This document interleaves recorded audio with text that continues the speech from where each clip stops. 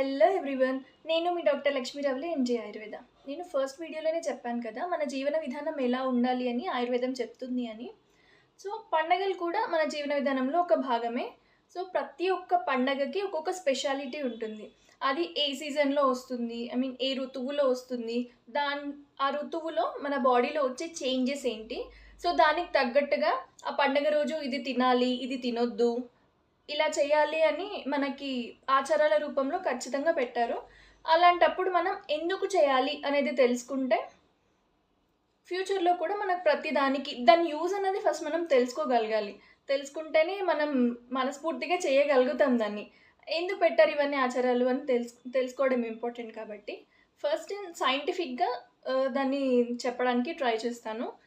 మనకి ఉగాది పచ్చడి అన్నది స్పెషల్ కదా, ఉగాది పండగ రోజు.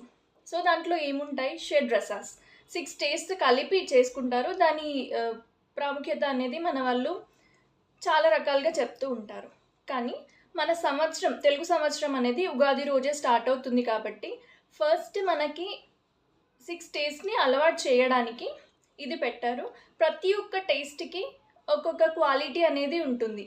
దాని ప్రాపర్టీస్ని బట్టే మన బాడీ మీద యాక్ట్ చేస్తూ ఉంటుంది అది. సో ఫస్ట్ మనం ఒక్కొక్క టేస్ట్కి ఏమేమి క్వాలిటీస్ ఉంటాయనేది ఖచ్చితంగా తెలుసుకోవాలి. ఫస్ట్ స్వీట్, అందరికి ఇష్టమైన టేస్ట్ కదా ఇది. దీంతో ఎన్ని అడ్వాంటేజెస్ ఉన్నాయి అని డిసడ్వాంటేజెస్ కూడా ఉంటాయి ఖచ్చితంగా. అందుకే ఎక్సెసివ్గా తీసుకోవద్దు అని చెప్తాం కదా. కానీ ఇప్పుడు అందరూ మానేయాలి, మొత్తం వైట్స్ మానేయాలి, షుగర్స్ మానేయాలి అన్న ఇదిలో ఉన్నారు కదా. కానీ ఖచ్చితంగా ఆర్టిఫిషియల్గా కాకుండా న్యాచురల్గా మన బాడీకి కొంచెమైనా స్వీట్నెస్ అన్నది ఖచ్చితంగా కావాల్సిందే. స్వీట్ టేస్ట్ లేకుండా మనకి నరిష్మెంట్ అనేది అంత ఎక్కువగా అవ్వదు. నరిష్మెంట్ కావాలన్నా, బాడీకి ఎనర్జీ రావాలన్నా, స్ట్రెంగ్తన్ అవ్వాలన్నా కంపల్సరీగా స్వీట్ టేస్ట్ అనేది ఉండాలి. నెక్స్ట్ సోర్ టేస్ట్ అంటే బాడీలో పిత్తాన్ని ఇంక్రీజ్ చేస్తూ ఉంటుంది. మనకి చింతపండు కానీ అది ఎక్కువగా తినొద్దని చెప్తుంటాం కదా. సో ఎక్కువ తినడం వల్ల మనకి నష్టం ఉంటుంది దాంతో. కానీ కొంచెం కంపల్సరీగా ఉండాలి. డైజెషన్ ఇంప్రూవ్ అవ్వాలన్నా, లేదంటే బాడీలో సర్క్యులేషన్ ఇంప్రూవ్ అవ్వాలన్నా కంపల్సరీగా సోర్ టేస్ట్ అనేది ఉండాలి. అది చెప్పినట్టుగా దేంట్లో ఎక్కువగా ఉంటుంది, నేను ఆమ్లా అని వీడియోస్లో అన్నిట్లలో చెప్తుంటాను కదా. సో ఉసిరికాయలో ఉండే సోర్ టేస్ట్ అనేది మనకి గ్యాస్ట్రిక్ ప్రాబ్లమ్స్ రాకుండా చేస్తుంది. బాడీలో హీలింగ్ కెపాసిటీని కూడా పెంచుతుంది. విటమిన్ సి కూడా ఎక్కువగా ఉంటుంది కాబట్టి సోర్ ఉన్న దాంట్లో కంపల్సరీగా విటమిన్ సి అనేది మ్యాక్సిమం ఫ్రూట్స్లో కానీ వెజిటబుల్స్ అన్ని ఫుడ్స్లో ఉంటుంది కాబట్టి అది మనకి డైజెషన్లో, బ్లడ్ సర్క్యులేషన్ ఇంప్రూవేషన్లో కంపల్సరీగా యూజ్ అవుతుంది. సాల్ట్ అనేది బాడీలో న్యూట్రియంట్ అబ్సార్ప్షన్ని పెంచుతుంది. మనకి ఆటోమేటిక్గా టేస్ట్ రావాలంటే కూడా సాల్ట్ కంపల్సరీగా ఉండాలి.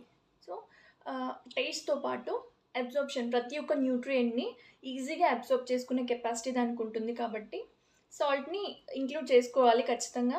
కానీ బయట నుంచి మాత్రం అస్సలే తీసుకోకండి. ఈ మధ్య అస్సలే సాల్ట్ లేకుండా తినడానికి చాలామంది ట్రై చేస్తున్నారు, కానీ అది మాత్రం చేయకండి. ఎలక్ట్రోలైట్స్ బ్యాలెన్స్ ఉండాలన్నా మన బాడీలో కంపల్సరీగా సాల్ట్ అనేది ఉండాలి. ఎక్కువ తీసుకుంటే మాత్రం బాడీలో ఫ్లూయిడ్ రిటెన్షన్ అనేది ఉంటుంది. దాంతోపాటు ఇన్ఫర్టిలిటీ వచ్చే ఛాన్సెస్ కూడా ఉంటాయి. అందుకని బయట నుంచి, అంటే కర్రీలో ప్రిపరేషన్లో కాకుండా బయట నుంచి కలుపుకునే అలవాటు కూడా ఉంటుంది చాలామందికి. అది మాత్రం తగ్గించండి. పంజెంట్ అంటే కారం మనం ఎక్కువగా తీసుకోవడం వల్ల మెయిన్గా అసిడిటీ ప్రాబ్లం వస్తూ ఉంటుంది కదా మనకి.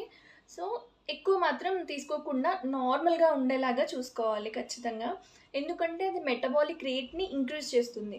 సో మనకి ఒబెసిటీ కానీ, థైరాయిడ్ కానీ ఇలాంటి మెటబాలిక్ డిజార్డర్స్ ఏమున్నా కూడా హీల్ చేయడానికి మనకి కారం అనేది యూజ్ అవుతుంది.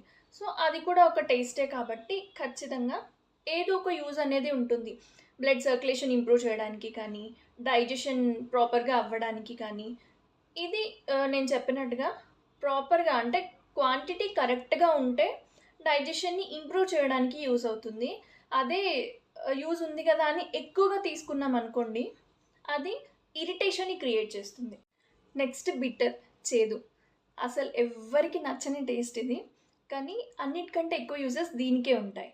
ఎందుకు అంటే బ్లడ్ని ప్యూరిఫై చేస్తుంది కాబట్టి టాక్సిన్స్ని ఆటోమేటిక్గా రిమూవ్ చేస్తుంది. ఇన్ఫెక్షన్స్ ఏం రాకుండా కాపాడుతుంది. అందుకే అందరూ చేదు ఎక్కువ తినండి మంచిది అని చెప్తూ ఉంటారు. కానీ ఎక్కువ నేను చెప్పినట్టుగా ఎక్కువ ఏది తీసుకున్నా ప్రాబ్లమే అవుతుంది మనకి. లిమిట్‌లో ఉంచుకోవడానికే ట్రై చేయండి. చేదు ఎక్కువ తీసుకోవడం వల్ల కొంచెం మనకి డైజెషన్ తగ్గడం కానీ, బాడీలో డ్రైనెస్ అన్నది ఇంక్రీజ్ అవ్వడం కానీ అవుతూ ఉంటుంది. సో, లిమిట్‌గా తీసుకోవడానికి మాత్రమే ట్రై చేయండి. కానీ చేదును కూడా ఇంక్లూడ్ అయ్యేలాగా చూసుకోండి. వారానికి ఒక్కసారైనా ఎమ్మీ ఫుడ్స్‌లో. లాస్ట్‌ది వగరు. కషాయ రసం అంటూ ఉంటాము. ఇది మనకి దేనికి యూజ్ అవుతుంది అంటే మెయిన్‌గా బ్లీడింగ్ స్టాప్ చేయడానికి, అన్ని కండిషన్స్‌లో అంటే వూండ్ హీలింగ్‌కి కానీ, లేదంటే అక్కడున్న టిష్యూని టైటన్ చేయడానికి కానీ ఎక్కువగా కషాయ రసం యూజ్ అవుతూ ఉంటుంది. మనకి డయేరియాలో, ఎక్సెసివ్ స్వెట్టింగ్‌లో ఈ కషాయ రసం వగరు తీసుకోవడం వల్ల అది అక్కడ స్టాప్ అయిపోతుంది. దీనికి స్తంభన అనే ప్రాపర్టీ ఉంటుందన్నమాట. స్తంభన అంటే స్టాప్ చేసేయడం. సో, మనకి డయేరియాలో, ఎక్సెసివ్ స్వెట్టింగ్‌లో అదే మెయిన్‌గా కావాలి కాబట్టి ఆ ప్రాపర్టీ దీంట్లో ఉంటుంది. ఆ కండిషన్స్‌లో యూజ్ అవుతుంది. సో, ఆటోమేటిక్‌గా మనకి స్టాప్ చేసే కెపాసిటీ ఉన్నప్పుడు, డయేరియాలో యూజ్ అయినప్పుడు ఎక్కువగా తీసుకోవడం వల్ల కాన్‌స్టిపేషన్ ప్రాబ్లమ్ కానీ, బ్లోటింగ్ కానీ, డైజెషన్ ఇష్యూస్ కానీ వచ్చే ఛాన్సెస్ ఎక్కువగా ఉంటాయి కాబట్టి, సేమ్ ఇది కూడా నార్మల్‌గా తీసుకోవడానికే ట్రై చేయండి. కానీ ఇంక్లూడ్ చేసుకోవాలి. పోమోగ్రానేట్స్‌లో కానీ, లెగ్యూమ్స్‌లో కానీ, మనం తీసుకునే గ్రీన్ టీస్‌లో కానీ ఎక్కువగా ఇది మనకు దొరుకుతూ ఉంటుంది. సో, అది తీసుకుంటూ ఉండండి. ఇలా ప్రతి ఒక్క విషయం గురించి తెలుసుకోవడానికే మనం ప్రతి ఒక్క ఆచారం అన్నది పెట్టారు. ఇప్పుడు షడ్రసెస్ యాడ్ చేస్తున్నప్పుడు దానికి యూజెస్ ఏంటి అన్నది మనకి తెలిసిందే. సో, అన్ని టేస్ట్‌ని ఇంక్లూడ్ చేసుకున్నప్పుడు మాత్రమే మన బాడీ ఫంక్షనింగ్ అనేది ప్రాపర్‌గా జరుగుతుంది. సో, ఇది తెలియజేయడానికే ఈ వీడియో అనేది చేశాను నేను. అందరికీ హ్యాపీ ఉగాది.